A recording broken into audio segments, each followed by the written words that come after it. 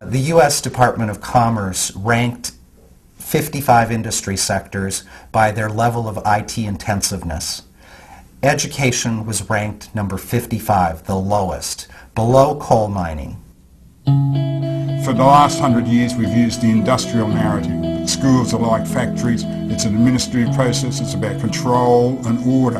The kids are having a much more stimulating and rich environment outside of schools than they are in school.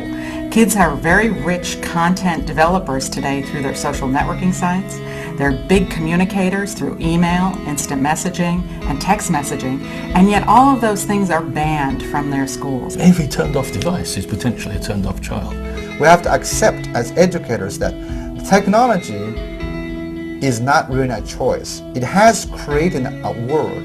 It's just not here to help you teach traditional subjects. It has invented, has emerged a completely new environment. It's about relationship, it's about community, it's about connectivity, it's about access. Children are living now in a different space. They're living in what I call nearly now.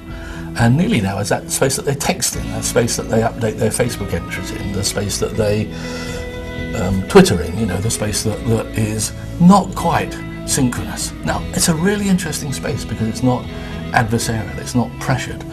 It's a space where people can, it's all the R words, they can reflect and retract and research and repeat, it's a very gentle, I'll tell you what, it's a great world for learning. If I could remodel a classroom of today, I'm not sure it would be a bricks and mortar classroom. So the student is at the center, and school is just one of the ways and places that they learn. But they also learn through communities, at home, in museums, in libraries, and of course online. It's about providing the best quality teachers no matter where a student lives and making those bridges. It's wandering around the city with their cell phones and collecting data that kids will be doing outside of school. School might be the place where you come together to do joint projects, where you social network, where you do some of the other kinds of enrichment things. We've got a classroom system when we could have a community system. It's about opening the door to NASA resources, to the labs that are being developed online at MIT, and connecting these students to the kinds of opportunities that will fundamentally shift their academic experience and make them better prepared not only for college but for life. You start with the teacher.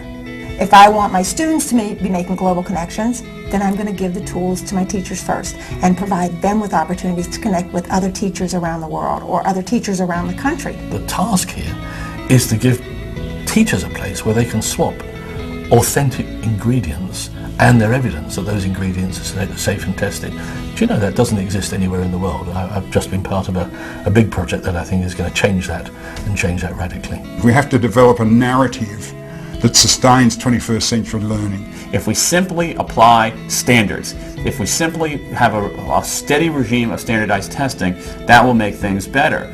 When in fact, it is economically actually a foolish idea, because the jobs that these kids in school will be having do not call for this kind of right answer vending machine approach. If No Child Left Behind fades away, it enables local creativity and innovations. They will be doing work that calls on their artistic abilities, that calls on their abilities of synthesis, that calls on their abilities of understanding the context, that calls on their abilities of working in teams, that calls on their abilities in some sense to be multidisciplinary, multilingual, multicultural. So the coin of the realm is not memorizing the facts that they're going to need to know for the rest of their lives.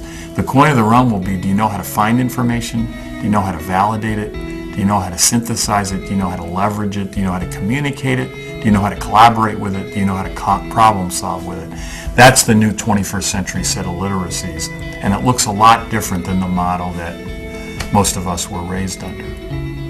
Now we're looking at a whole different range of schools. We're looking at schools that are producing genius, collaborative, gregarious, brave children who care about stuff like their culture. And to build schools that do that is a whole another challenge. And around the world, people are testing out the ingredients of what makes that work. And those ingredients are being assembled into some just stunning recipes in different places. It's a very exciting time for learning. It's the death of education, but it's the dawn of learning. That makes me very happy.